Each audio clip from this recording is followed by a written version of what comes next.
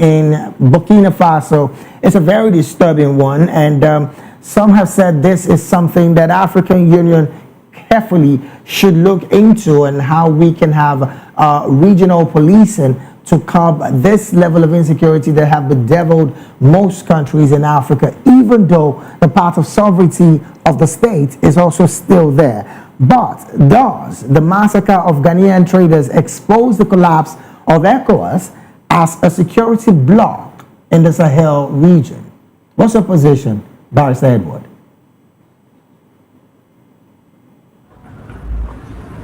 Thank you, David. Yes, I was actually trying to pick your question well, but talking about the massacre of the traders, it's actually an unfortunate issue which should be looked at regionally, and also even actually other international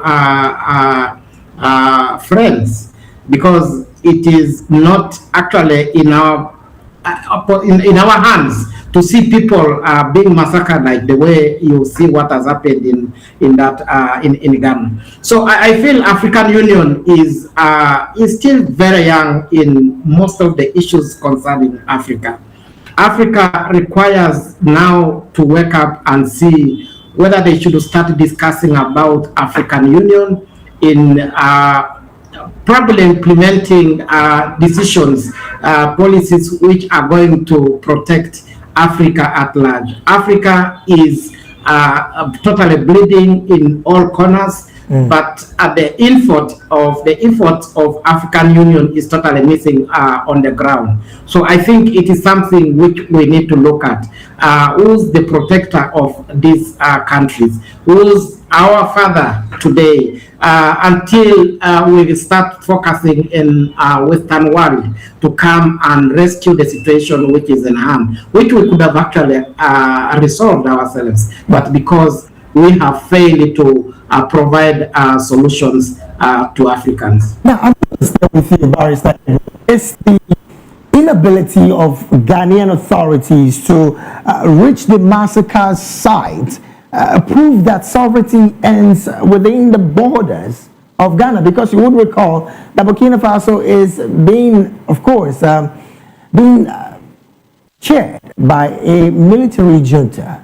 Does it mean that the fact that the Ghanaian authorities cannot get to that site doesn't mean that their sovereignty ends within the borders? There must be also issues to be maybe ironed, which I don't think that would be the way we are looking at. I believe the Ghanaians should be having that power, that authority, and the counterpart to make sure that this is something we should be handled, first of all, as a neighbor. So I think Ghanaians on the other way should actually see, would have actually looked at it and probably approach the counterpart and see how this should be resolved. All right, then let me take this conversation to Kenya, where Mr. Martins is standing by. I mean, you are a financial person. These are traders who went across the border to do business, and as it stands, being massacred by some Boko Haram set in a country where, of course, military junta is the leader, and I'm talking about Ibrahim Traore. Concerns are being raised about the sovereignty of state and the relationship between Ghana and Burkina Faso. What's your position with this development, owing to the fact that, I mean, traders being buried alive? How much of insurgency are we seeing, a genocidal campaign against civilians rather than a political rebellion? Yeah, thank you, Mr. David. One is to understand that trade policy has been threatened across the borders. Secondly, is about competition. So you find because of competition, the interested parties will violate the rights of others, and the ends you find that in Burkina Faso there is an issue whereby it is governed by the military, what we call military coup.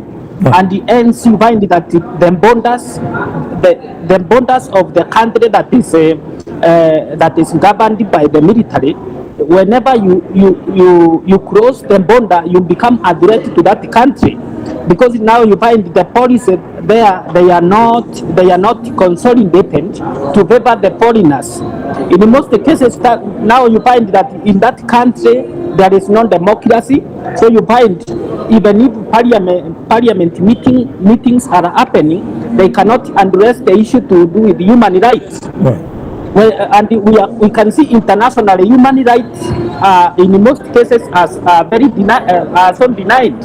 So in this case, we would urge the two countries to have a dialogue or bilateral talks to ensure these matters has been put has been called to order, because that is now that massacre can demonstrate that human rights has been denied, has been ignored, and has not been given the higher platform to be observed in the both country. So it means that there is diplomatic tie that has gap, and we need the two countries to address it amicably to ensure that kind of a casualty does not arise anytime soon. All right, then. Let me bring this conversation to the studio here. Barrister, interestingly, this conversation about bilateral ties being threatened as a result of insurgency, as we find between Burkina Faso and Ghana. Now, this, to put the record straight, was an act committed by insurgents group Boko Haram, and of course 18 traders with Ghanaian nationals involved in all of this. The question about ECOWAS, the collapse of ECOWAS, is what I want to ask you, Barrister. Does this mean that the security bloc, as ECOWAS as a security bloc, has failed, or has it totally collapsed for us not to have this level of security between these two states? That 3 ECOWAS states went their separate ways is not enough when it comes to insecurity. I'm sure there is still that collaboration to fight against terrorism and other forms of insecurity in the West African bloc. What I expect Ghana to do here is to make a formal demand for those people who killed their nationals, who came from Burkina Faso to kill their nationals. If there is no response to their request, then there should be a collaboration to rout out the criminals in Burkina Faso, because if you don't do so, they will come again. That's just the simple truth. Ghana is supposed to collaborate with Burkina Faso to go to a particular area where these terrorists are hiding and then rout them out. I don't think that with the collaboration of Burkina Faso army and that of Ghana, these criminals will be a match to them. So they need to collaborate now. If not, I'm telling you, they will come again. Unfortunately, Barrister, this situation of traders being killed in the northern Burkina Faso area, it's not about the first time, because records have it in 2019 and in 2021. That's, of course, when, of course, the jihadist violence was beginning to, brew its ugly head. But you just mentioned collaboration. We're talking about a state that have left the ECOWAS body. Should that bring any suggestion of not having to fully collaborate with Ghana? I said, when it comes to insecurity, your economic or political bloc is not enough not to collaborate, because you have a common enemy here. Like I told you, they will come again if there is no collaborative effort to rout them out. That's not the truth. Burkina Faso and Ghana should start discussing security collaboration against these particular criminals. That is what I think. That's the only solution to the problem. Because if you continue to say we are on our separate block, we cannot do this, then one day it will come to your doorsteps, and nobody will be there to help you. Look at America now helping Nigeria. Is that not something? So West African states, you look at that collaborative effort. There is no other way to go except through this route, because these criminals are becoming bold by the day. You know, they are becoming unmanageable. So African states should collaborate. If they collaborate, these guys are no match to them. That's the truth.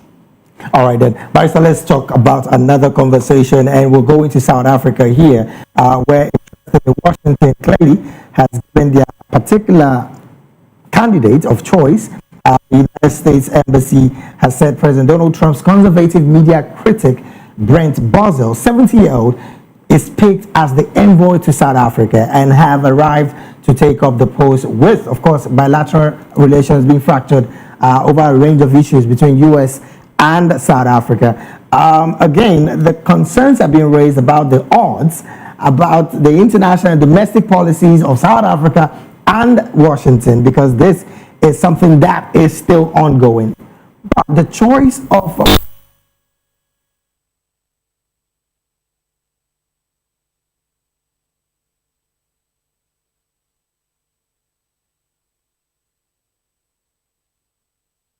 in any way help the relationship of South Africa and Washington do better in the coming days, because again, Trump has spoken highly of this particular man. It is not about the envoy you are sending to South Africa. It's about the government of South Africa accepting him. What if the government of South Africa have one or two issues against the man in particular? Of course, they may not welcome him. That's just the truth. It's not about Donald Trump's choice. It's about acceptability. Just like Nigerian people are having issues, the nominated ambassadors are still waiting, because their countries of primary assignment are debating, are looking at their credentials, whether they should accept them or not. Right. So if this man now is a racist or whatever, or anti-South African person, do you think Sri Ramaphosa will welcome him? And to think that Washington also expelled the ambassador of South Africa in the U.S., even though South Africa has not yet brought up a successor. So it may be a quid pro quo. You accept our man, we accept your own. You think that would come into play in negotiation? It may be. Maybe that's after the man's credentials have been cleared by South Africa. They may not send their own person. And then if Donald Trump said, I don't want to see this man, he's part of those people killing whites in South Africa, what do you think will happen? Of course, they will send the man back. And then South Africa will send their own person back. Barrister, with this development, do you think there might be a better relationship going forward on the part of South Africa and Washington? Until Donald Trump will start bullying everybody, or maybe until a new president comes in office.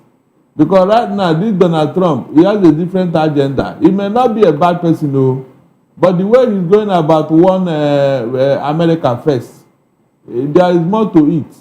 The man just want people to remember him when he leaves South Africa. I mean, when he leaves America, and maybe go to jail. He at least would have made his mark. People will remember him for one or two things. That's what he want to make. He want to make a mark. All right, then let me take this conversation to Uganda. Barrister Edward, questions have been raised about the choice of Donald Trump, a conservative media critic, as envoy. Some have said this clearly is marking the collapse of traditional diplomacy in favor of ideological warfare. What do you make of this as well?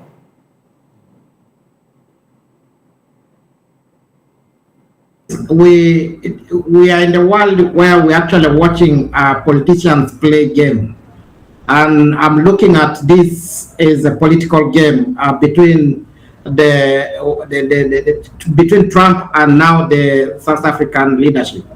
So I see there's a heavyweight called Trump is actually trying to show Africa that it can always dictate in any way. So I think we should learn from whatever cost. Yes, we depend in the Western world, but Africans should also wake up. We shouldn't actually accept each and everything which is given to us. There should be some lines drawn when it comes like the type of collaboration we But need with these countries. the question, Barrister, is do we truly have the bargaining power to wanting to come into that seat with the Western powers? Does Africa have the bargaining power? In fact, that is where the problem is. We actually not strong. Our institutions are not strong. To this limit, that's why I'm saying Africa needs to come back to their senses and start working hard and make institutions, number one, democracy as a key in Africa, whereby we all talk and we are all allowed on the table to make our continent be a continent which should be recognized in every corner. All right, then. Let me take this conversation to Kenya. Mr. Martins, interestingly, I come to you because of your position as a financial expert. Well, there has been strained relationship between the U.S. and, of course, South Africa when it comes to their economic relationship because, again, the AGOA trade that has been extended for another 12 months is particularly because the fact that South Africa majorly benefits from it. But some have said this is a strained relationship between Washington and Pretoria might not end anytime soon should South Africa not accept Mr. Basil as the preferred candidate of Donald Trump. What do you think as well? Thank you, Mr. David. One to start with is that United America and South Africa, the two countries have been having diplomatic issues which related to trade, which related to human rights, and other avenues in collaboration to the African trade and the welfare of the Africa. Secondly, we have seen United States lifting, hiking the tariff of South Africa. This ends make it handy for the two countries to trade. So, in the move to bring the diplomatic ties to solid is very critical. But however, there is an avenue of African Union to restructure because they should mediate this matter. Secondly, you find that South Africa trade is a key benefit to United States. So still for United States to penetrate the African market, they need South Africa. And without South Africa, you find that it is hard for United States to consolidate the trade ties across the Africa. Because one thing South Africa has been very influential in the African Union. So you find that it makes handy for United States to consolidate Africa market. All right, then. Let me stay with you, Mr. Martins. A situation is emanating in your country where the passengers at Nairobi's Jomo Kenyatta's International Airport, one of Africa's busiest air transport hub, are facing significant disruption as a result of the strike by air traffic controllers entering the second day. First off, what's the situation of the strike, the aviation strike in your country? And then how much of an impact are we seeing on the economy as the strike enters day 2? Yeah, actually, this is a very sad incident or occurrence that has happened in the country because our international airports are the key basic of transport across the globe. So you find that when it is that system is disoriented, it affects the global market. Secondly, we can see that the labor law has been violated as well, because the international airport, the employees should be salary and remuneration should be something that is reviewed every year.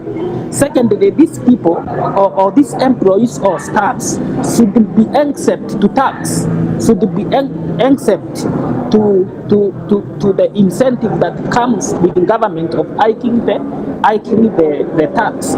So I think this is an issue that is affecting not only Kenya, it is something that is affecting the entire Africa state, whereby leopard law has not been consolidated to favor our people. So this is of ongoing concern, since it puts the country in a gap between the Grombo transaction arena. All right, then. Well, I want to find out as well. I understand that concerns have been raised about the fact that the Kenyan aviation workers, the workers' union, KAWU, are embarking on this strike on the back heel of defying a court order. Yes, you find where the workers' union has been the player between the employee and the employer. So you find that even the court orders will be highly violated, and this ends put the government in a bit.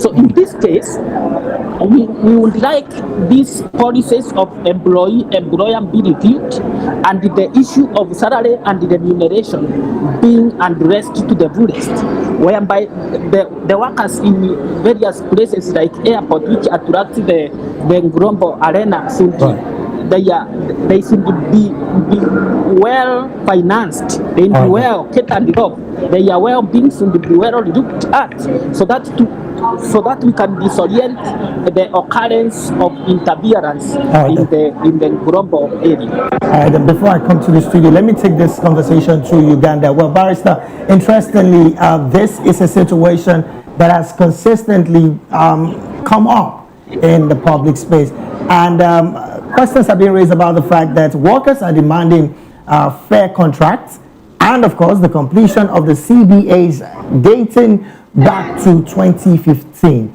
Now, my question to you, Barrister Edward, is why does government, not just in Kenya, consistently wait back until workers down to before wanting to have conversation and summoning the union to have conversation with them? Because right now, the Minister of Transport in Kenya has summoned the union and the aviation authorities to a meeting to break this protest and this strike. Why do we have to wait to that level, Barrister Edward? You know, just as you have said, why to wait up to this moment?